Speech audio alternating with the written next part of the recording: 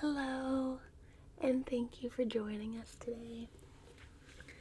As you are probably aware at this point, I will be reading you to sleep while attempting to solve The Secret of Chimneys by Agatha Christie.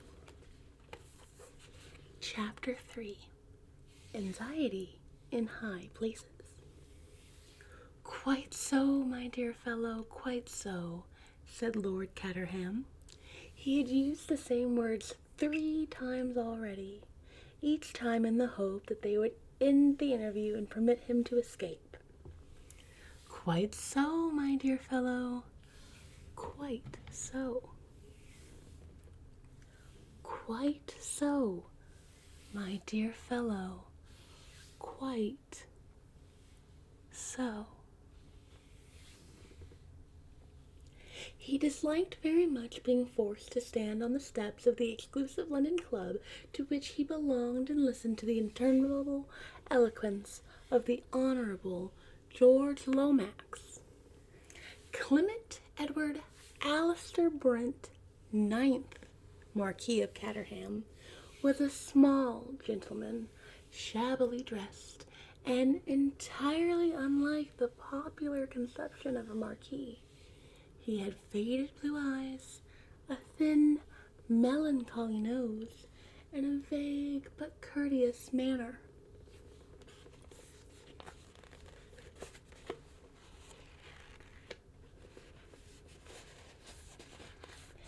The principal misfortune of Lord Caterham's life was to have succeeded his brother, the 8th Marquis, 4 years ago. For the previous Lord Caterham had been a man of mark, a household word all over England. At one time, Secretary of State for Foreign Affairs, he had always bulked largely in the councils of the empire, and his country seat, Chimneys, was famous for its hospitality. Ably seconded by his wife, a daughter of the Duke of Perth, history had made and unmade at informal weekend parties at Chimneys, and there was hardly anyone of note in England, or indeed in Europe, who had not, at one time or another, stayed there. That was all very well. The 9th Marquis of Caterham had the utmost respect and esteem for the memory of his brother. Henry had done that kind of thing magnificently. What Lord Caterham objected to was the assumption that he was bound to follow in his brother's footsteps, and that Chimneys was a national possession rather than a private country house. Lord Caterham, more than politics, unless it was politicians, hence his impatience under the continued eloquence of George Lomax, a robust man, George Lomax, inclined to embonpoint, with a red face and protuberant eyes, and an immense sense of his own importance. "You see the point, Caterham? We simply can't afford a scandal of any kind just now. The position is one of the utmost delicacy."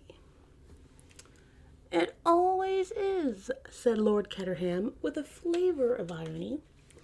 "My dear fellow, I'm in a position to know." "Oh, quite so, quite so," said Lord Caterham, falling back upon his previous line of defense. "One slip over this Herzoslovakian business, and we're done. It is the utmost importance that the oil concession should be granted to a British company. You must see that." Of course. Prince Michael Obolovich arrives the end of the week, and the whole thing can be carried through at Chimneys under the guise of a shooting party. My accents won't be very consistent for this because I was doing kind of a transatlantic thing, and then they said he was English. But he'd, I guess, been English the whole time. Well, it's European. It doesn't matter. I'm jumping back in, but I'm so excited that we have found the Chimneys. Like, ooh, the secret is of this beautiful, presumably, country estate. Ooh, I hope it's got a secret passageway. I hope it's got a secret passageway. Because I love Nancy Drew. As we continue on to the Czechoslovakian business. I was thinking of going abroad this week, said Lord Caterham. Nonsense, my dear Caterham. No one goes abroad in early October. My doctor seems to think I'm in a bad way, said Lord Caterham, eyeing a taxi that was crawling past with longing eyes. He was quite unable to make a dash for liberty. However, since Lomax had the unpleasant habit of retaining a hold upon a person with whom he was engaged in serious conversation, doubtless the result of long experience, in this case he had a firm grip of the lapel of Lord Caterham's coat.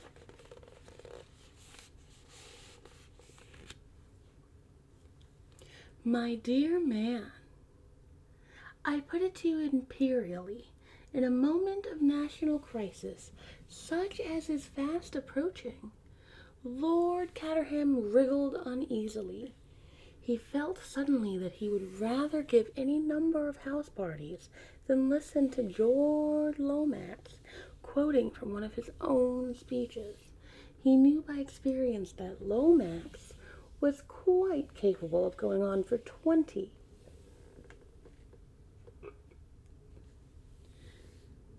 minutes without a stop. All right, he said hastily, I'll do it. You'll arrange the whole thing, I suppose. My dear fellow, there's nothing to arrange. Chimneys, quite apart from its historic associations, is ideally situated. I shall be at the Abbey, less than 7 miles away. It wouldn't do, of course, for me to be actually a member of the house party.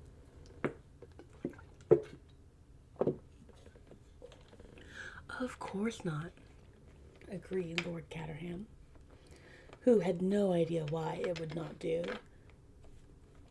and was not interested to learn. Perhaps you wouldn't mind having Bill Eversley, though. He'd be useful to run messages. Delighted, said Lord Caterham, with a shade more animation. Bill's quite a decent shot, and Bundle likes him. The shooting, of course, is not really important. It's only the pretext, as it were. Lord Caterham looked depressed again. That will be all, then. The prince, his suite, Bill Eversley, Herman Isaacstein. Who? Herman Isaacstein, the representative of the syndicate I spoke to you about. The all-British syndicate? Yes, why? Nothing, I only wondered. That's all. Curious names these people have. But of course, there ought to be one or two outsiders, just to give the thing a bona fide appearance. Lady Eileen could see to that. Young people, uncritical, with no idea of politics. Bundle would attend to that all right, I'm sure. I wonder now. Lomax seemed struck by an idea. You remember the matter I was speaking about just now? You've been speaking about many things. Nor, I mean the unfortunate contretemps. He lowered his voice to a mysterious whisper. The memoirs. Constable Ditch's memoirs. I think you're wrong about that, said Lord Caterham, suppressing a yawn. People like scandal. Damn it all, I read reminiscences myself, and enjoy 'em too. The point is not whether people will read them or not. They'll read them fast enough, but their publication at this juncture might ruin everything. Everything.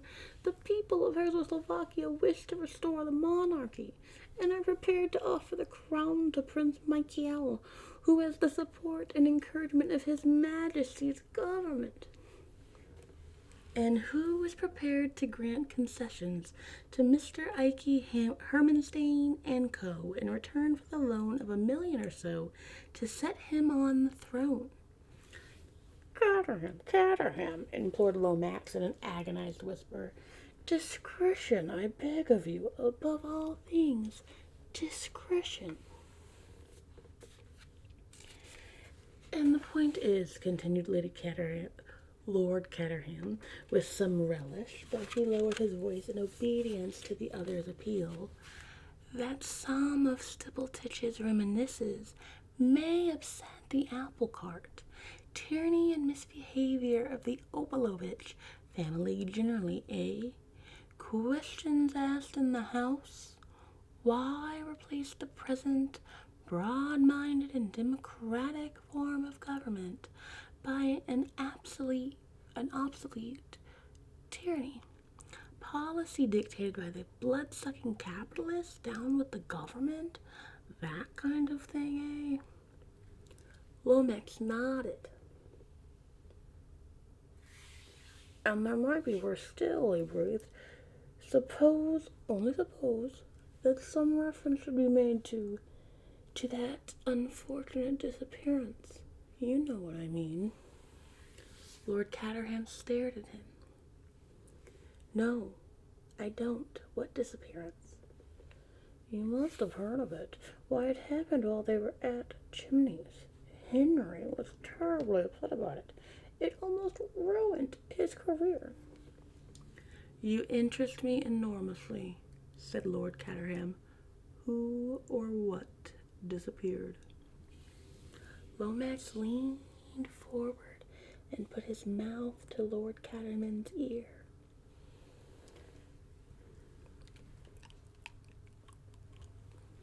The latter withdrew it hastily. For God's sake, don't hiss at me. You heard what I said? Yes, I did, said Lord Caterham, reluctantly.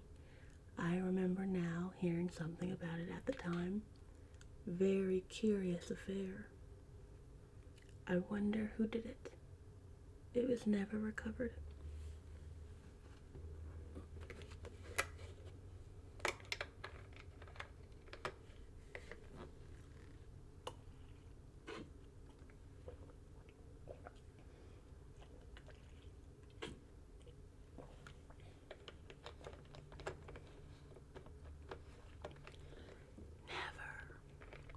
Of course, we had to go about the matter with the utmost discretion. No hint of the loss could ever be allowed to leak out. But Stipletitch was there at the time. He knew something. Not all, but something. We were at loggerheads with him once. Or twice, over the Turkish question. Suppose that in sheer malice he has set the whole thing down for the world to read. Think of the scandal, of the far-reaching results. Everyone would say, why was it hushed up? Of course they would, said Lord Caterham with evident enjoyment. Lomax, whose voice had risen to a high pitch, took a grip on himself. I must keep calm, he murmured. I must keep calm. But I ask you this, my dear fellow, if he didn't mean mischief, why did he send the manuscript to London in this roundabout way? It's odd, certainly. You are sure of your facts? Absolutely we are. Had our agents in Paris. The memoirs were conveyed away secretly some weeks before his death.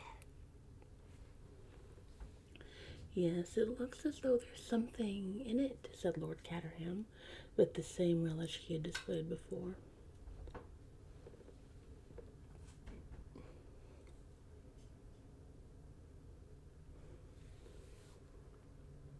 We have found out that they were sent to a man called Jimmy, or James, McGrath, a Canadian at present in Africa.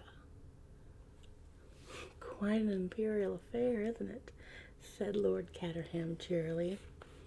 James McGrath is due to arrive by the Granarth Castle tomorrow, Thursday.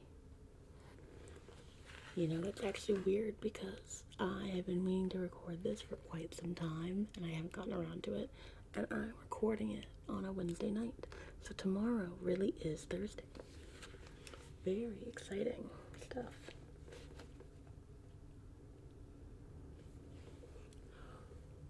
What are you going to do about it? We shall, of course, approach him at once, point out the possibly serious consequences, and beg him to defer publication of the memoirs for at least a month, and, in any case, to permit them to be judiciously edited. Supposing he says, no, sir, or I'll guard down well, see you in hell first, or something bright and breezy like that, suggested Lord Caterham. I love how messy Lord Caterham is, you know what I mean? And I love that the 8th one before him seemed also messy. I love that we just have these messed up marquee going on, being wild. Well, that's just what I'm afraid of, said Lomax simply. That's why it suddenly occurred to me that it might be a good thing to ask him down to Chimneys as well. He'd be flattered, naturally, at being asked to meet Prince McGill, and it might be easier to handle him. I'm not going to do it, said Lord Caterham hastily. I don't get on with Canadians, never did, especially those that have lived much in Africa. I frankly don't know what that means. I don't know what he's implying there, but it's a very specific prejudice to have. You know what I mean? Like, not just Canadians, but like specifically ones who have been to Africa. This seems, I don't know, specific. I know it was a different time, but even for the 20s, if I think about it, 100 years ago, that seems even stranger. But I know that it couldn't have been. I understand what was going on in the 20s. But it just seems weird to think about.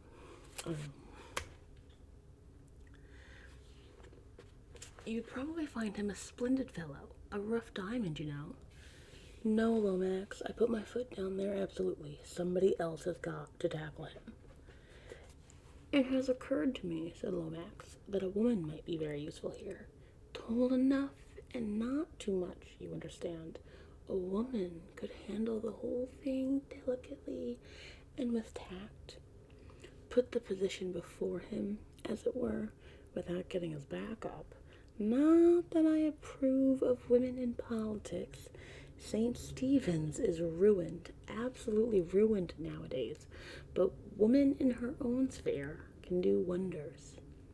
Look at Henry's wife and what she did for him. Marcia was magnificent, unique, a perfect political hostess. You don't want me to ask Marcia down for this party, do you? Asked Lord Caterham, faintly turning a little pale at the mention of his redoubtable sister-in-law. No, you misunderstand me. I was speaking of the influence of women in general. No, I suggest a young woman, a woman of charm, beauty, intelligence. Not Bundle, Bundle would be no use at all. She's a red-hot socialist if she's anything at all, and she'd simply scream with laughter at the suggestion.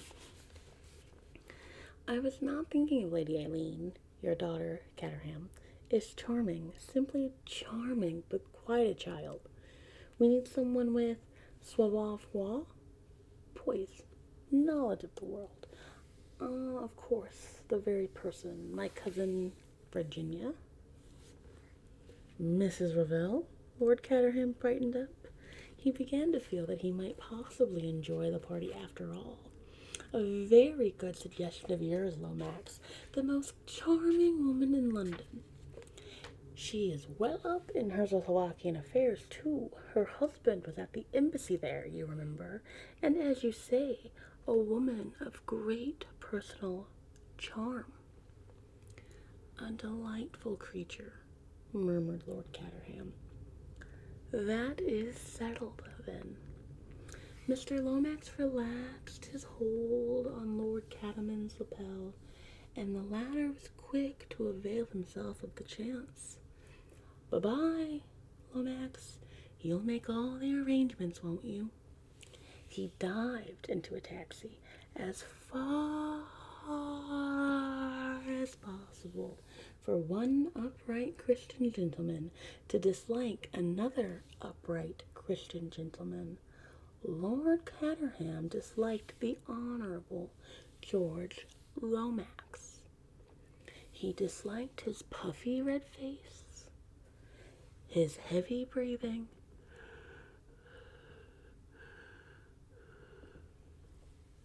and his prominent blue eyes.